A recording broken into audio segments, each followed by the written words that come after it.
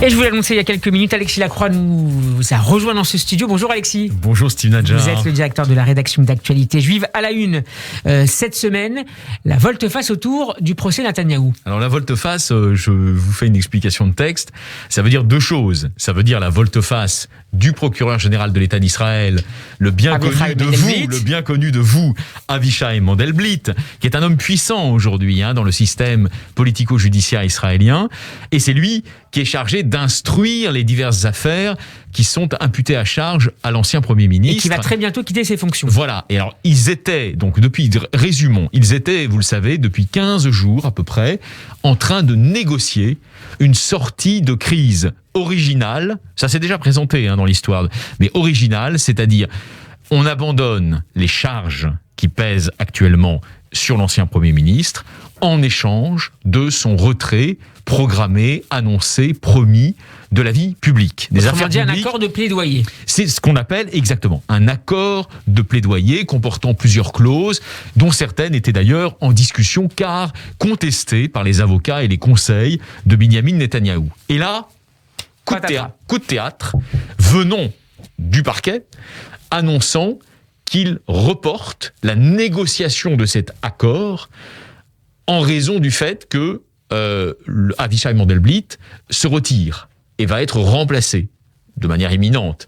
Et donc, ils ont annoncé qu'ils ne continueraient la négociation au cours de cet accord de plaidoyer qu'avec le successeur ou la successrice, je ne sais pas si cela se le dit en français, d'Avichai Mandelblit. Aussitôt, Binyamin Netanyahou, conseillé par ses conseils, mais aussi visiblement par sa très déterminée épouse Sarah Netanyahou, a contre-attaqué au travers d'un communiqué dont nous donnons d'ailleurs l'intégralité, c'est pas la primeur, il a été évidemment commenté, mais l'intégralité à nos lecteurs d'Actualité Juive, dans lequel il explique que non seulement il ne va pas se retirer de la vie publique, mais qu'il veut le procès et qu'il va garder la tête du Likoud.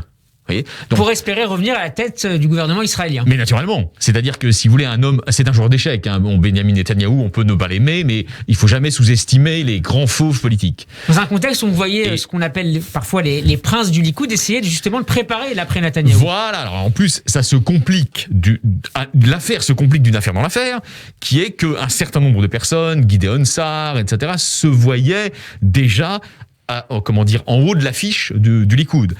Pour l'instant, donc, nouveau suspense, leurs ambitions sont un petit peu mises en ballottage par cette situation nouvelle et par ce réveil du fauve qui dit non seulement je ne vais pas me laisser faire, je veux un procès pour faire la lumière sur ce qui m'est reproché et voir si ça tient vraiment la route, et je ne me retire pas de la vie publique. Donc on en est là, vous voyez, c'est pour ça qu'on a titré, on a hésité d'ailleurs, je vous dis, entre le coup de théâtre... Alors vous avez les coulisses de ce soir. Écoutez, on peut se parler très librement, il n'y a pas de censure. Et on a hésité entre le coup de théâtre, la volte-face, voilà, la prise de risque, parce que c'est aussi une prise de risque de sa part. Mais on en est là, donc c'est évidemment... En tout cas, c'est un nouveau rebondissement dans cette affaire politico-judiciaire. Passionnant, et qui, vous l'avez senti, parce que vous êtes un excellent connaisseur de la politique israélienne, meilleur que moi d'ailleurs, vous avez senti qu'il y a des personnalités autour desquelles se développe une électricité particulière. En France, longtemps, on en a eu une qui était proverbiale de ça, c'était le président de la République, Nicolas Sarkozy.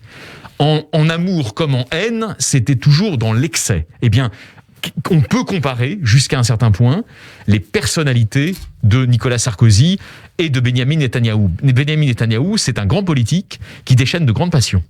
Et donc aujourd'hui, ce coup de théâtre en Israël suscite un véritable psychodrame national. Et donc dans le dossier qu'a coordonné pour nous, mais avec les équipes de Paris, Pascal Zonshine de Jérusalem, on a donné aussi une vision de la manière dont le débat israélien se décline. Avec un éclairage notamment juridique, je vois qu'il y a l'avocat David Fall qui a été interrogé dans ce cas de qui est un grand bonhomme du barreau israélien, et nous avons aussi sollicité des éclairages issus de la presse. Et ce qui apparaît, c'est qu'en fait, vous avez à gauche comme à droite des personnes, pour des raisons évidemment différentes, des détracteurs à gauche, style les journalistes du quotidien de gauche Haaretz, ou des défenseurs de Binyamin Netanyahou dans la droite révisionniste classique, c'est-à-dire la tradition du Rehout, le Likoud aujourd'hui et tout ce qui gravite autour du Likoud, qui veulent le procès, pour qui cet accord programmé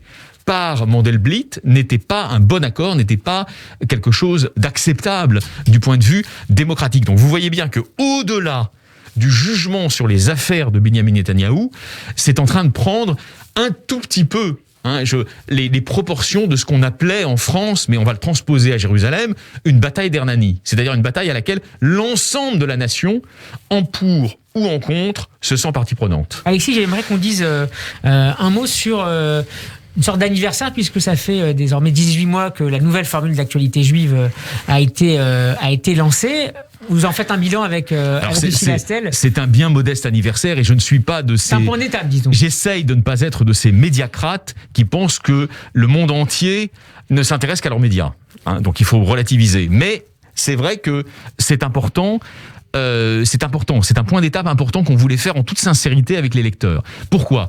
Parce que, à l'initiative de Mark Eisenberg, on a lancé une petite consultation très informelle de nos lecteurs à la fin de l'année 2021, et les retours qui nous ont été donnés sont intéressants. D'abord, ils sont pas négatifs du tout, ils sont même encourageants sur le fait que la mue, entre guillemets, du journal leur convient. Ce que j'appelle, dans le petit texte, là, ce qu'on appelle ensemble la montée en gamme, ce que j'ai déjà d'ailleurs à votre micro eu l'occasion d'appeler la montée en gamme, la présence d'éditoriaux, le pluralisme assumé, aussi on est un journal pluraliste, c'est-à-dire on est dans un moment où les gens sont tous dans des cases, nous on n'est pas comme ça.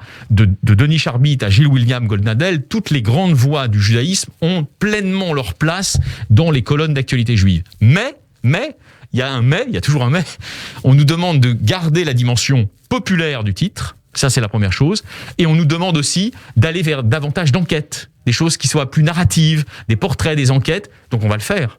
Eh ben, il y a encore de belles tâches devant vous et devant nous pour cette belle entreprise humaine et collective et de presse médiatique d'actualité. Et alors on peut dire un mot, mais ça vous fera la transition. Ouais, mais ça vous fera la transition. Joël Mergui est aussi en une de notre journal, puisqu'il nous a arrivé dans le studio. Voilà. Ouais, les grands esprits se rencontrent. Et il nous a accordé un entretien passionnant. Eh ben, merci beaucoup Alexis Lacroix. On peut évidemment retrouver le nouveau numéro d'actualité juive en kiosque et sur abonnement en se connectant à l'adresse actualitéjuive au singulier.com. Merci Alexis, Merci Steve. À la semaine prochaine. Merci.